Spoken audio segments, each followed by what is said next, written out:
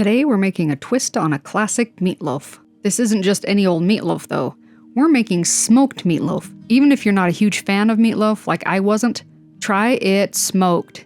It takes it to a whole new level. This is what you'll need. I'm going to start this off today with 5 pounds of ground hamburger. I like to break it up a little bit first so it's easier to mix in the seasonings. Then we're going to add in 3 eggs to help bind it all together. 1 cup of seasoned breadcrumbs, 4 tablespoons of ketchup, ground pepper to taste, about a half a teaspoon of beef bouillon, and a half a cup or so of caramelized onions. Mine have been freeze-dried, but you can caramelize them from fresh and throw them in, or just use chopped onion instead, but the flavor that the caramelized onions add is out of this world. Okay, next throw on some gloves and get to mixing that all up.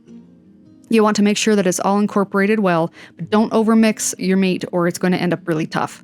Sometimes I like to add a little bit of liquid smoke in a mild flavor, but since we're actually smoking it today, I don't want the flavors to compete. Now, since I have a grill pan that's meant for vegetables that I'm using to smoke my meatloaf on, I'm going to form it first in a bread loaf pan and then invert it onto the smoking grill plate. It's kind of like building a sandcastle. Plus, this gives us a little bit more surface area for the smoke to stick to, and it cuts down on the smoke time run. So if you do it this way, just make sure that you've got equal amounts on each loaf. Then do any touch-ups as needed, and let it sit at room temperature while you light your coals. Once your smoker is up to smoking point temperature, I did mine at about 230 degrees, place your digital thermometer in your meatloaf and place over the grates.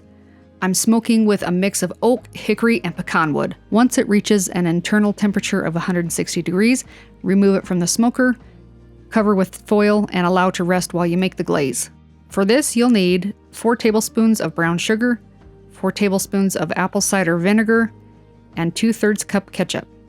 You can either throw this all in a mixing bowl and mix it really well, or do what I did and add the vinegar to the brown sugar first to help it dissolve first, and then add it to the ketchup. If you like your glaze warm, go ahead and throw it all into a small saucepan and warm it up that way.